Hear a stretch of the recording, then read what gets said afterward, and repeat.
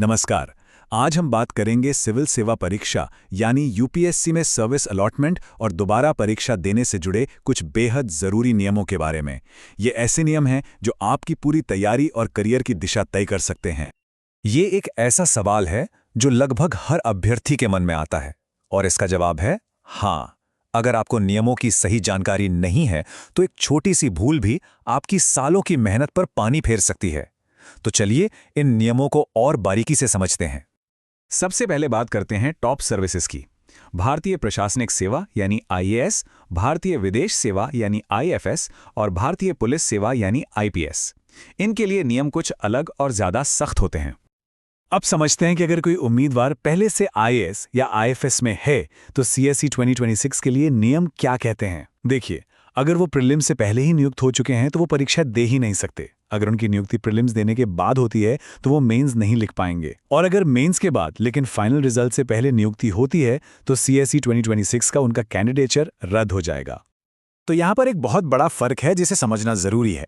एक मौजूदा आईएएस या आईएफएस अधिकारी सीएसई 2026 में बैठ ही नहीं सकता। वहीं एक आईपीएस अधिकारी परीक्षा तो दे सकता है, लेकिन उन्हें दोबारा आईपीएस की सर्विस अलॉट नहीं की जाएगी। उन्हें दूसरी सर्विसेज में से चुनना होगा। अब आते हैं उन उम्मीदवारों पर जिन्हें आईपीएस या कोई दूसरी ग्रुप ए सर्विस मिली है और वो अपनी रैंक सुधारने के लिए दोबारा परीक्षा देना चाहते हैं। उनके लिए कुछ खास शर्तें लागू होती हैं। यहाँ एक बहुत ही ज़रूरी बात पर ध्यान देना होगा।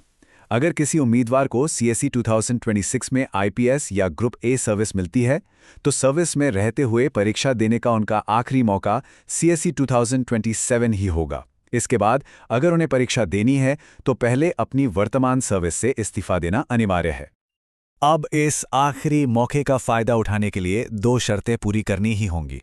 पहली, उम्मीदवार को अपनी सर्विस की पूरी ट्रेनिंग से एक बार की छूट यानी वन टाइम एग्जाम्शन लेनी होगी।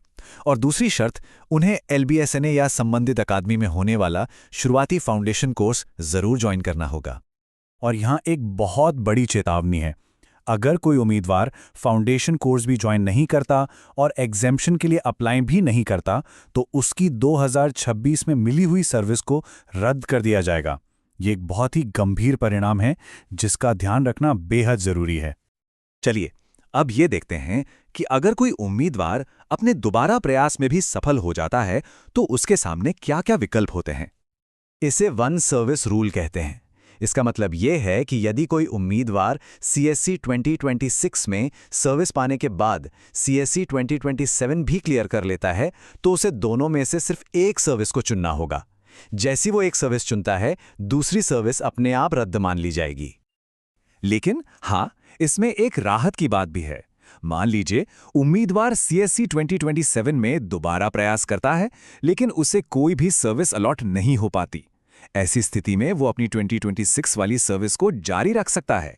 उसकी पुरानी सर्विस सुरक्षित रहती है। अब बात करते हैं भविष्य में परीक्षा देने से जुड़े नियमों की, खासकर उन स्थितियों में जब उम्मीदवार नियमों का ठीक से पालन नहीं करता। ये एक और सख्त नियम है जिसे जानना बेहद जरूरी है।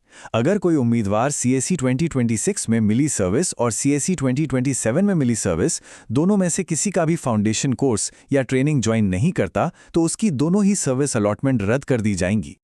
अच्छा, दोनों सर्विस रद्द होने के बाद क्या होता है? तीन मुख्य बातें होती हैं। पहला, उम्मीदवार की सीनियरिटी पर कोई असर नहीं पड़ेगा। दूसरा, वो सीएसई 2028 या उसके बाद की किसी भी परीक्षा में नहीं बैठ पाएगा। और तीसरा, अगर उसे भविष्य में दोबारा परीक्षा देनी है तो पहले सर्विस से इस्तीफा देना ही होगा। तो आइए अब परीक्षा के लिहाज से इन सभी नियमों के जो सबसे महत्वपूर्ण बिंदु हैं उन्हें एक साथ संक्षिप्त में समझ लेते हैं। ये हर उम्मीदवार को पता होने ही चाहिए। इन जरूरी बातों को याद रखें। पहला, मौजूदा आईएएस या आईएफएस अधिकारी परीक्षा नहीं दे सकते। दूसरा, आईपीएस अधिकारी परीक्षा दे सकते हैं पर उन्हें दोबारा आईपीएस नहीं मिलेगा। तीसरा, सीएसई 2025 या उससे पहले के सर्विस होल्डर्स को बिना इस्तीफे के सिर्फ एक और मौका मिलेगा। चौथा, सीएसई 2028 या उसके बाद परीक्षा देने के लिए इस्तीफा अनिवार्य है। और आखिर में, अगर कोई उम्मीदवार अपने बचे हुए सारे अटेम्प्ट्स इस्तेमाल करना चाहता है तो उसे कोई भी अलॉट की गई सर्विस ज्वाइन नहीं करनी चाहिए। तो कुल मिलाकर ये सिर्फ नियम नहीं हैं, बल्कि आपकी स्ट्रैटेजी का एक बहुत ही अहम हिस्सा हैं। इन्हें समझे बिना आगे बढ़ना एक बड़ा जोखिम साबित हो सकता है, क्योंकि सिविल सेवा परीक्षा में सही रणनीति और सही समय पर लिया गया फैसला ही सफलता की असली कुंजी है।